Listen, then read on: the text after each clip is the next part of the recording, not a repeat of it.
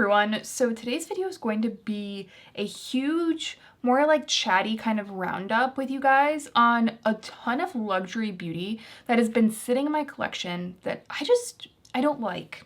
And instead of just talking about the products I didn't like, I wanted to go through a bunch of luxury brands, talk about some of the fail items, the products I don't think are worth the money, and then talk about some of my favorites from the brand, some of the products that I do really enjoy. Let's first start off with a hot take, or I don't know if this is a hot take. I haven't really seen a ton of people talk about the new Moonlit Seduction palette from Pat McGrath. It is what is on my eyes today. And if you are not new to my channel, you know that I do really enjoy Pat McGrath. I have 3 other palettes from her. I have the Mothership Sublime palette, which is more new to my collection, but I've really been enjoying.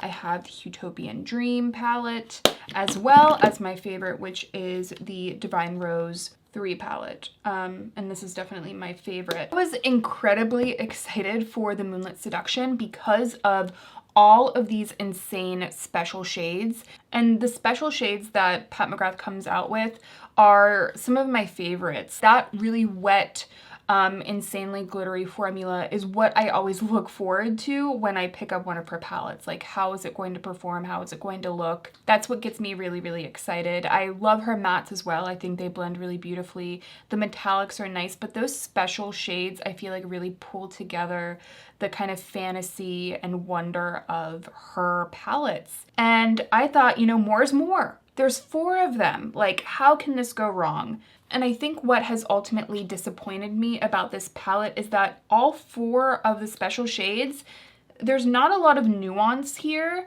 I do find that the gold is not quite as gold and impactful as this gold in the Utopian Dream palette. That gold, though it's not like my favorite shade necessarily, the texture and the formula is insane.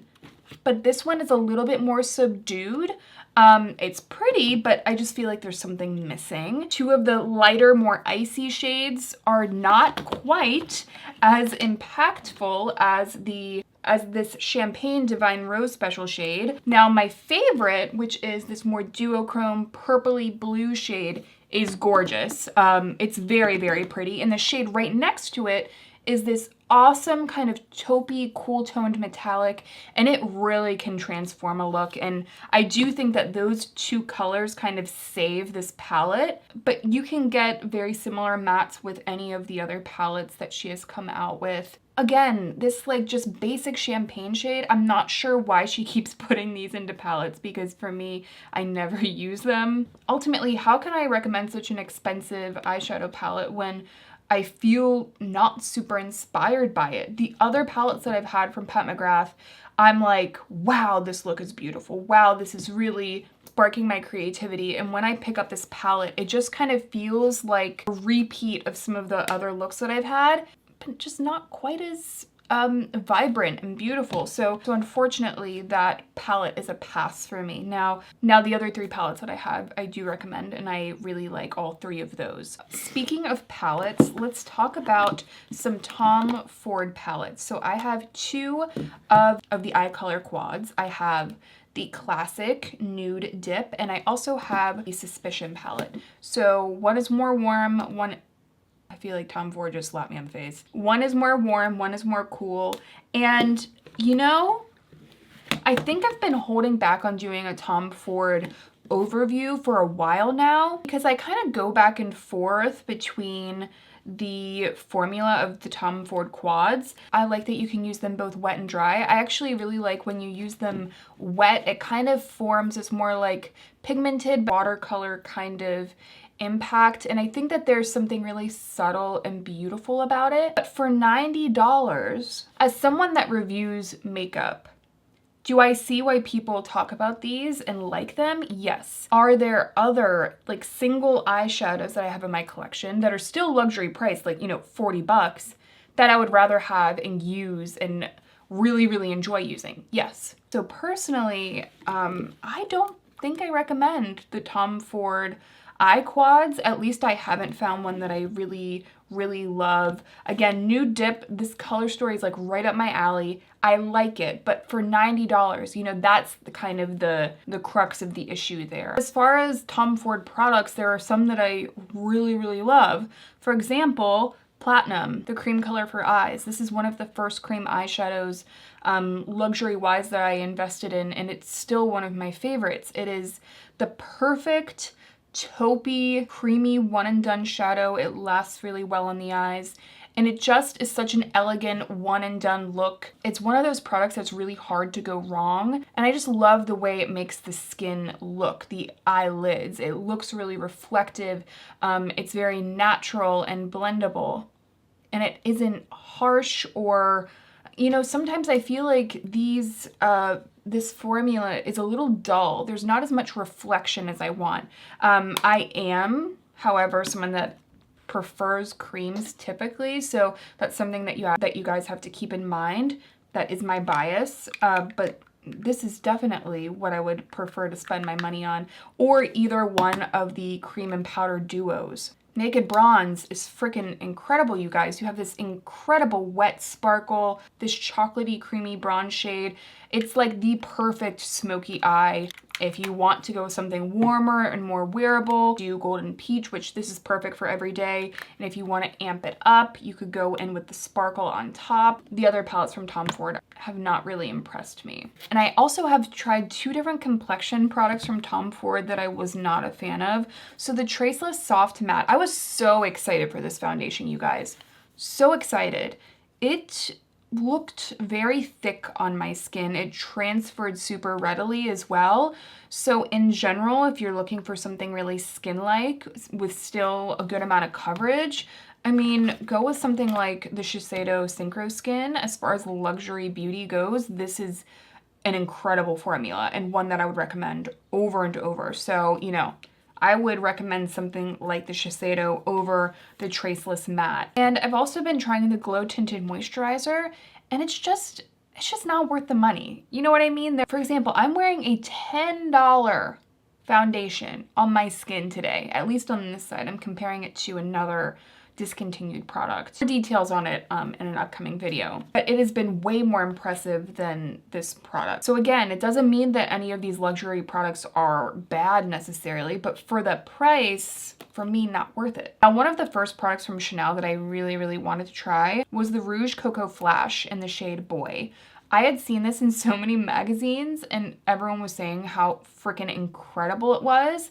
Well, for me personally, the shade really, really pretty. I love that it's just that kind of light beigey taupe, very sheer and wearable. I personally can see why everyone really liked this shade. As far as the formula goes though, super sheer and slippy. Also, by the way, Chanel does have more of a rosy floral fragrance, so if you don't like that, you might want to skip Chanel lip products. Ultimately, it went on really prettily, but it didn't really do much for my lips. Hydration-wise, it's just kind of slippy and sheer and there, but not necessarily really filling in the lines of the lips or looking ultra plush. It just, for me, was missing something. Now, the lip product that really did it for me were the Rouge Coco Hydrating Lipsticks. I've talked about these before on my channel. I absolutely love them.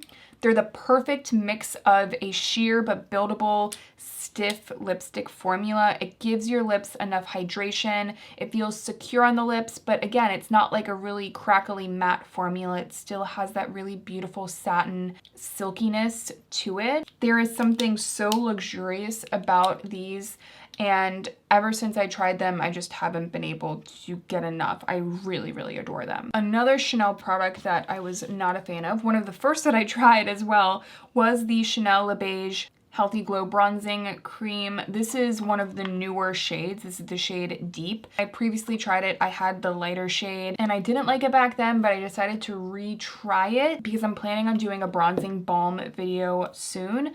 So I wanted to say, you know, maybe my opinion has changed on it. Let's give it another go. It hasn't.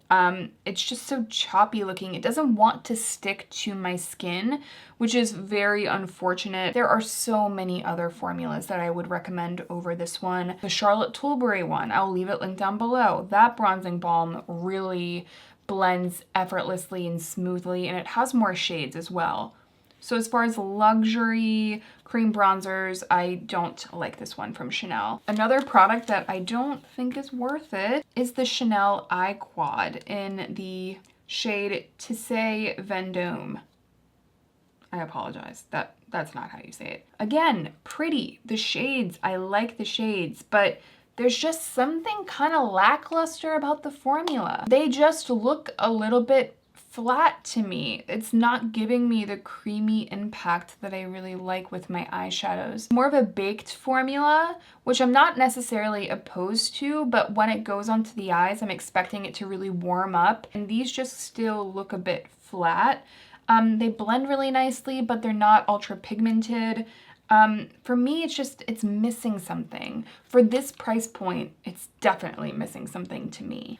Now, as far as Chanel complexion products go, the Ultra Le Tint I found to be quite heavy on my skin.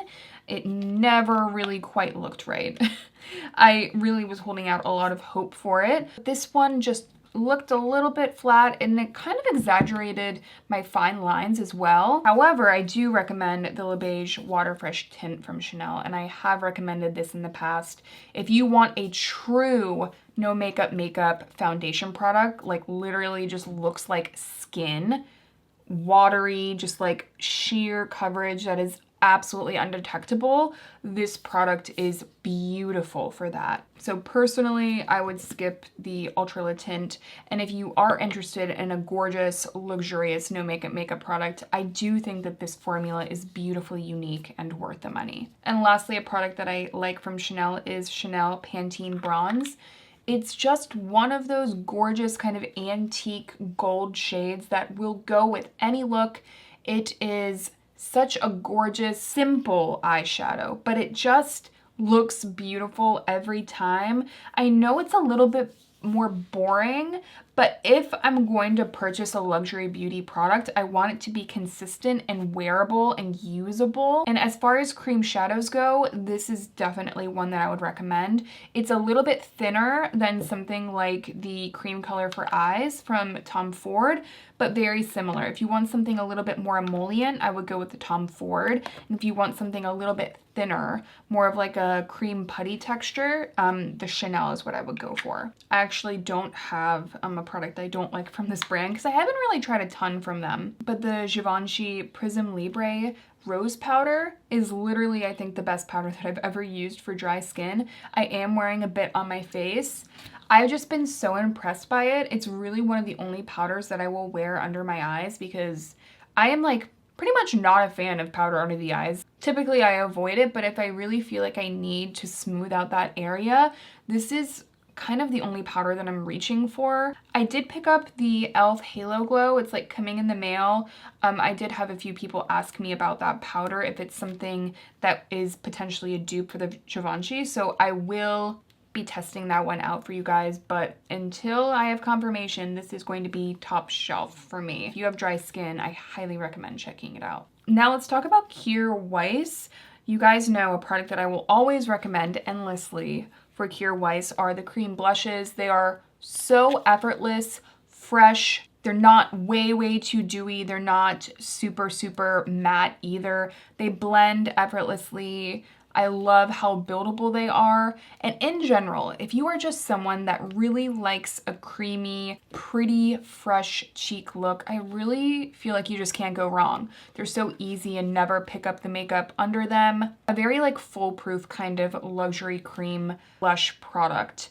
Inner Glow is my favorite. It's one of my favorite luxury products, period. It is like the perfect mix of taupey pink. Like on fair skin, it like shapes the face incredibly beautifully while still looking just like a fresh cheek look. I don't know even how to explain it still. It's definitely one of my favorite blushes out there. However, a product from Kjaer Weis that I'm not a fan of are the lipsticks. I have a bunch of the red shades that they sent to me, and though I love the luxurious packaging, they're so weighty and gorgeous, and I love the shades, the formula itself is just a bit waxy and stiff, and doesn't really have much of a glide to it. So I love a stiff lip product, but this one is just like kind of fully pigmented, but quite stiff and kind of skips on the lips. As someone with dry lips pretty chronically, it doesn't get along well with my lips. So very luxurious and pretty, but for me would not be worth the money. I had to mention this Dior eyeshadow because it's one of my favorite luxury products right now that I found this year. It is 658 Beige Mitzah. It is one of my favorite one and done shadows ever. It is perfection, and this kind of metallic, this nuance is what I was hoping and expecting from the Moonlit Seduction palette from Pat McGrath. I want almost every shade to be on par with this if I'm gonna spend over $100 on a palette. But personally, I'd rather spend way less and have one shadow that I love and use and looks beautiful just on its own, so wearable, and this for me has been that product. It's definitely a product that I go back to over and over. I love it. Let's talk about some Westman Atelier now. So Westman Atelier does have their Face Trace Contour Stick, and I have thought in the past that it was okay, but honestly, I'm so picky with cream bronzers and contours. I just feel like you can get a better blend in other formulas. Again, go with something like the Charlotte Tilbury Beautiful Skin Cream Bronzer. I'll talk about Charlotte Tilbury in a second. But as far as products that I really love from Westman Atelier, I've been trying out the Vital Skin Foundation Stick, and it's really, really beautiful. It is expensive and you don't get much product, so that is like a hang up for me. You could even go with like the Merit foundation stick instead, and they have recently added more product to that, so I'll leave that one linked down below because I feel like the formulas are very similar. I should probably do like a side-by-side comparison on my face, but really every time I've worn this, it looks so skin-like and beautiful, and I've just really been liking it. And lastly, from Westman Atelier, the Lit Up stick, and this is the shade Nectar, is beautiful for a very, very natural looking highlight. I'll put on a little bit for you guys. It just looks like beautiful skin. You can't really tell where it starts and stops. And I really like it too because it does have that slight kind of peachy nectar tint to it. So it's not just like a clear nothingness on the skin. It adds a little bit of that hint of color, but again, it looks really like it's coming from within. It's very, very pretty. Oh, and I forgot to mention that I also really like the Vital Press Skincare Powder from Westman Atelier. I do slightly prefer the Givenchy, but for all over the face, I think that this one has been getting along a little bit better for me. It's so thin. If you want like a powder that's barely a powder, this one is really pretty. It feels uber luxurious. Oh, another product I didn't like from Westman Atelier. I don't have it anymore because I did give it away. The iPods. The iPods were not my favorite. I was really holding out a ton of hope for them because I'm just such a huge fan of like creamy, kind of sooty powder cream hybrid formulas, but it was just very lackluster in the eyes. Now we have Gucci. So I've tried out a bunch of the Gucci lipsticks. If you guys would like to see a video on that, let me know. But I wanted to quickly talk about these two. So I have the shade Linnet Stone, and this is the Rouge Debut Brilliant lipstick, and it's more on the sheer side. For me, this is incredibly similar to Chanel Boy. Yeah, there's a little bit more warmth to the one from Gucci. This is Gucci Linnet Stone, and that's Chanel Boy. But the formula is like so similar. I do slightly prefer the formula from Gucci, but I wanted this to have more heft to it. It was a little bit too slippy for me. By the way, if you don't like floral, this again does have a floral scent to it. I don't really mind it, I gotta be honest. For me personally, this was not worth the money, but however, the shade is absolutely epic, and I'd like to see if they have this shade in one of the other formulas. One formula I love is the sheer formula. This is Mildred Rosewood as far as a sheer lipstick formula that has enough grip, it has enough colors that are so incredibly dialed in. I think that Gucci has definitely done it with this formula. I'd love to do kind of a roundup video on all of like my favorite sheer satin kind of lipsticks. This isn't like a typical luxury brand, but I did want to mention that if you are a fan of like the Gucci sheer lipstick or the hydrating lipsticks from Chanel, the Merit lipsticks are quite similar and they have some really incredible shades. So I did want to throw that out there. I would love to do kind of a big roundup comparison. I don't know if that would be too niche, but you guys can let me know. A product that I do really love and have loved for a long time is the Giorgio Armani Luminous Silk Foundation. It's really gorgeous. At first when I tried it like 5 or 6 years ago, I didn't like it, but I tried it again and then was like, whoa, I don't know, maybe I had a bad one or I didn't shake it up before I used it, but it's really, really beautiful. And it kind of gives you this gorgeous, blurred, luxurious, silky look without being too flat or too matte. Very pretty in person too, both in photos and in person, which I really like. And lastly, we have Charlotte Tilbury. So I have the Beautiful Skin Foundation, which I would say pass on personally. It's just missing something. It's missing that oomph, that like beautiful, blurred, incredible, fresh skin look.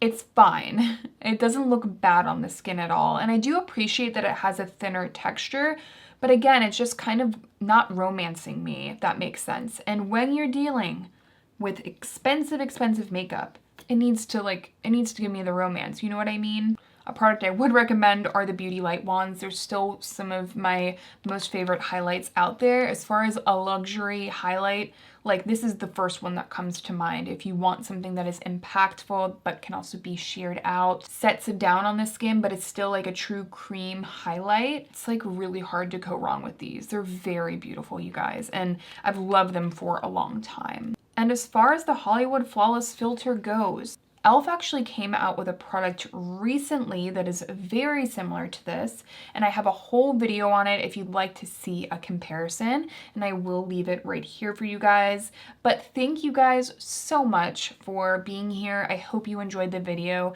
Let me know if you have any luxury favorites or fails that you wish you didn't purchase. I'd love to hear from you guys, and I will see you in my next one.